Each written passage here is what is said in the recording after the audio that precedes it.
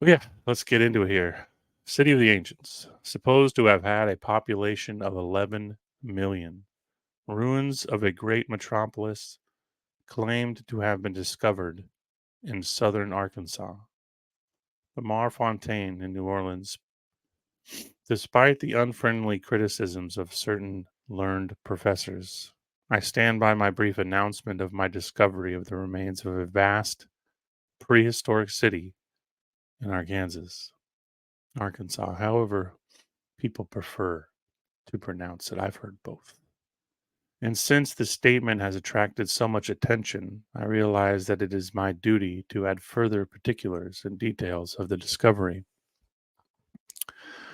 With the experience of 50 years as an explorer to aid me in my research, I visited the counties of Ashley, Desha, and Drew in the southeastern section of Arkansas, where I found a vast area covered by tumuli of the Mound Builders. So yeah, tumuli, for those who aren't aware, is just a older rendition of the word mound. There could be no doubt at all in any of mind, with the evidence before it was before me, that this was the grand metropolis of the prehistoric race known as the Mound Builders. I surveyed an area of 35 miles west and 25 miles north, embracing a territory of not less than 560,000 square acres.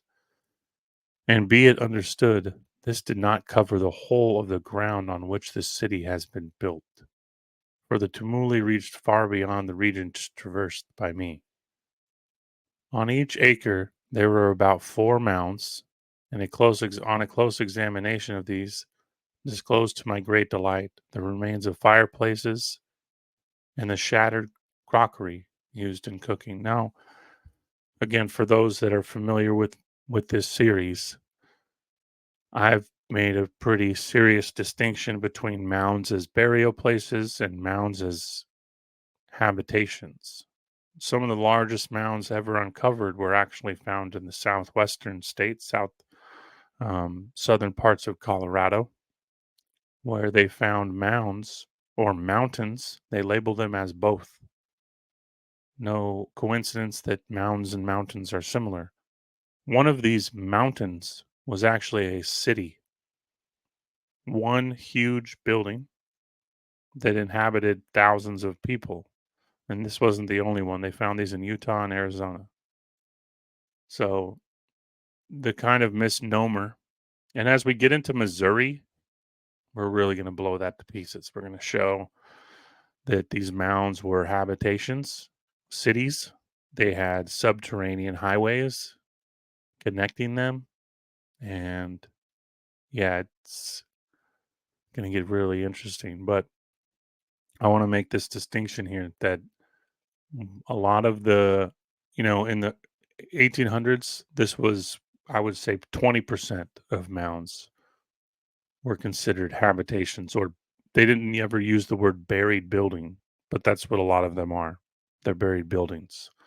Um, and, the size of the mound determined obviously by the amount of land and earth that had been buried upon it. Now, often they'd go as far as to say that these burying events were done on purpose, but the amount of earth and the amount of square footage, again, as we're covering here, right? We're talking about 560,000 square acres. That's absolutely ginormous. And sure, some of these mounds um, were absolutely um, man made in their shaping as far as the earth that was put on top of them. But we're talking about buried mounds and thousands of them, especially along the Arkansas River and Mississippi. In some, an even closer examination revealed the charred remains of the bones of deer, bear, turkeys, squirrel, and fish.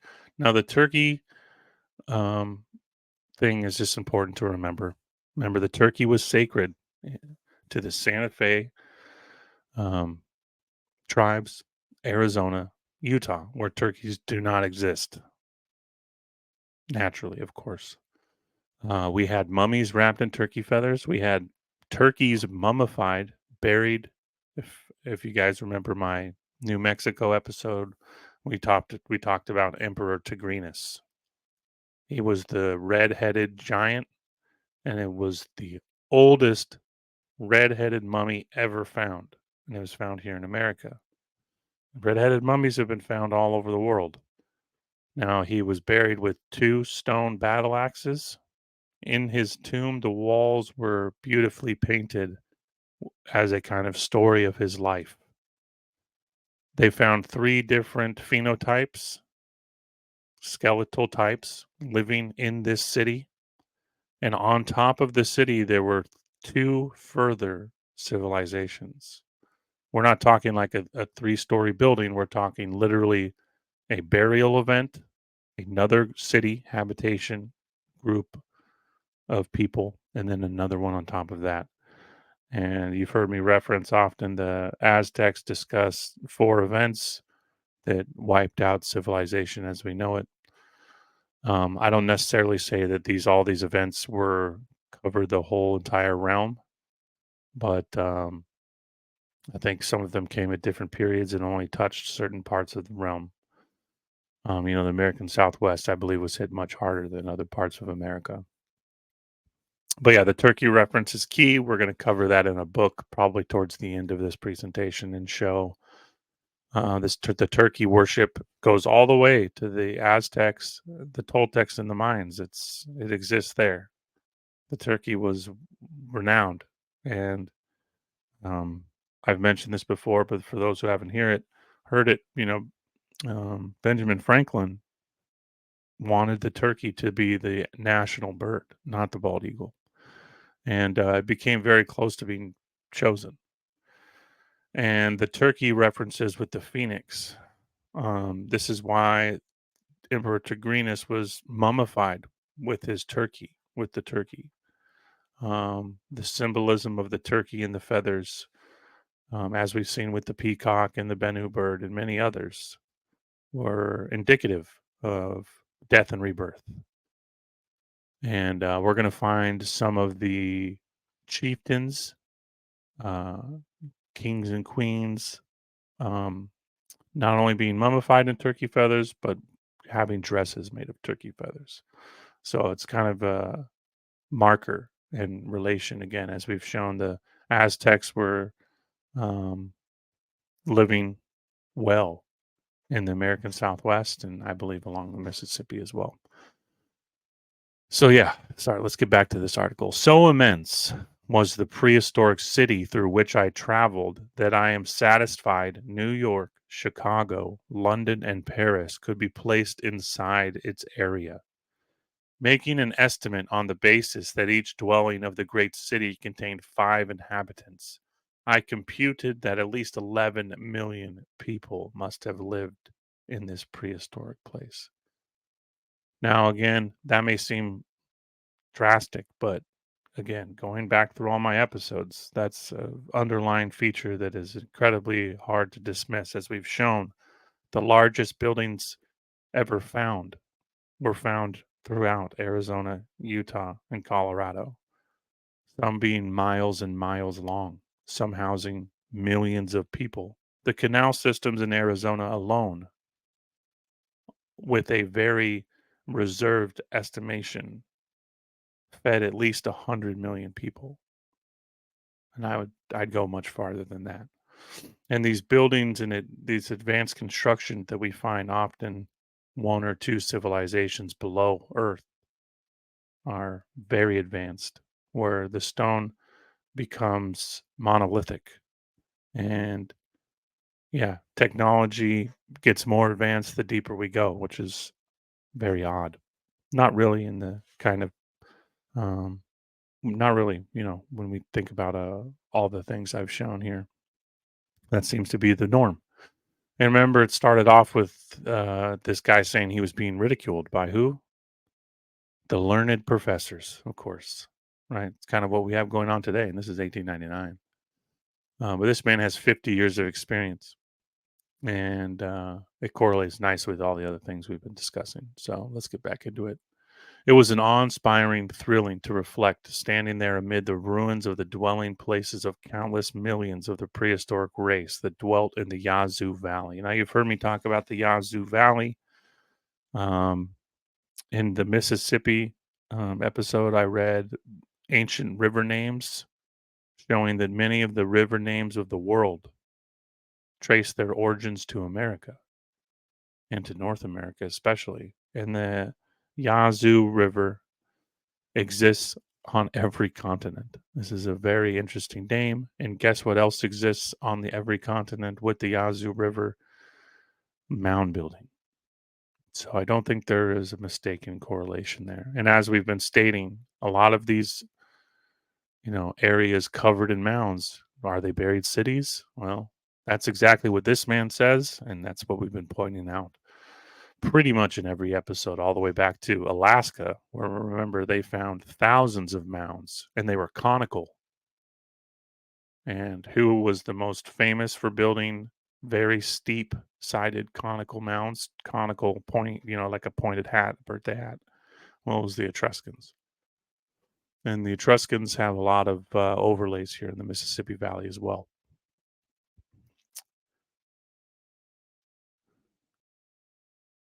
That here lived the mysterious people who antedated any inhabitants known to have lived on our continent. This valley of the Yazoo was their field. The entire delta was in a high state of cultivation. Every acre was utilized for agricultural purposes. Thousands of canals were dug and used for irrigation and navigation, and the pottery discovered shows that they manufactured superior articles of earthenware for domestic purposes. I found nothing in the course of my explorations to throw any light on the reason why the prehistoric builders erected their colossal structures in mound fashion. Perhaps they were intended for defense, but it is certain that the mounds were built in military formation and were provided with cisterns for water. Now, the water feature here is really important. We're going to get into some crazy mineral spring stuff. That's a big fascination of mine. Is anyone's aware of my radium work? Radium was alive and well in Arkansas and the Ozarks as well. Um, Green glowing caverns is a theme found in Arkansas. There's even an interesting story of tall, blue skinned men found in a deep, deep cavern living below ground. And, um, I'm well acquainted with Cherokee lore. The Cherokee describe a earthen people that lived below ground who had blue skin, or they had very pale skin. And the blue skin is a reference to being able to see their veins, which is very common when you're dealing with a cave dwelling type of society, especially if they've spent a large amount of time underground, several generations. They lose all pigment. Um, but yeah, they described these people as tall, blue skinned men living below the earth. And in some of the Cherokee lore, they go as far as to even say that they were descendants of Noah, who, because of a cataclysm, were forced to live underground. And we've talked a lot about plasma and petrifactions and events of that sort. Um, and for anyone who heard my interview with the Higher Side Chats, you'll know the article I'm speaking of. Um, that man descends into a cave in southern Canada and travels all along the Rocky Mountains, but underground, thousands of miles, living there, describing the most incredible underground city. I plan on doing a full read through of that article here this month. When, I don't know. But yeah, stay tuned for that. So let's get back to this. Where was I? Cisterns for water. The erections surveyed by me were of the usual height, ranging from 5 to 30 feet, while the areas enclosed were from 25 to 40 acres in extent, and a few much larger. Now, remember, we talked about the cisterns in these large cities. They can be attributed to military, but I disagree. They showed a lot of the similar constructions in Colorado and Arizona. When you're dealing with a huge cluster of population, you're going to have a cistern because it just doesn't make sense to have thousands and thousands of people all wandering out to the river or to the canal to get water every day. And obviously, the best water was found underground. So the cisterns were often connected with these same underground streams. So I think we're describing as this man's kind of postulating very large cities, and when he's describing that only a certain uh, amount of the city is above ground, that's because I would say, as we've shown strongly, a huge portion of the city is completely buried. Up to 100 feet below Earth. It will be interesting in connection with the discovery of this metropolis of the Mound Builders to review briefly the known facts of the work of these ancient people. To begin from the north, that portion of the United States which lies between the Appalachians and the Rocky Mountains presents in three groups at once the oldest and rudest monuments of bygone times. The first group extending from the sources of the Allegheny to the waters of the Mississippi, Missouri, the second occupying the Mississippi Valley, vaguely so defined, and the third stretching from South Carolina to Texas. These several groups, apparently with very little difference among themselves, consist of numberless mounds and circumvallations of earth and stone, 1,500 of the latter and 10,000 of the former. Now, as we get farther up the Mississippi, we're going to show that Ohio alone. Okay, wow, look at this. I should have just finished my sentence. And 10,000 of the former being said to stud Ohio alone. Yeah. So Ohio, the land of mounds, 10,000 mounds alone in Ohio. The erections themselves range from 5 to 30 feet in height, while the areas enclosed generally have some symmetrical figure, such as a circle or an ellipse, rectangular parallelogram, or rectangular polygon, vary from 20 to 40 acres. Now, again, when we get into Missouri, we're really going to dive into exposing the underground uh, of these mounds and how they go far underground, and they have huge subterranean worlds, tunnels, systems connecting them. The circumvallations, moreover, seem generally to contain the mounds, and sometimes a smaller circumvallation is surrounded by a larger one. Whether these colossal structures were intended for worship or for defense, it is impossible to decide. More probably, however, they were of a military character, provided, as they ordinarily were, with cisterns for water. But whatever their origin, they derive interest from the analogous fact that within the same territorial limits have been dug up vases of earthenware or copper in elegant forms, pipe bowls decorated with human heads of the type of the existing aborigines, or with those of birds, domestic utensils, personal ornaments, hatchets of some stone, and lastly, weapons of copper or mica or shell or obsidian. Now, this is important because, again, what did we just?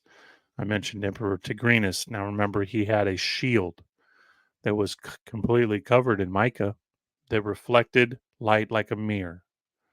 Um, and in Arizona, they had an entire building made of seashells. I just want to make correlations again. Further investigations of the ruins of the great city will no doubt bring to light rare antiquities of a prehistoric nature. I made no attempt to dig for treasures. It was enough for me to know that I stood where the most ancient people had lived and labored, fought and struggled, died and disappeared, leaving behind them only such gigantic monuments as those I have described to mark the spot where they had been.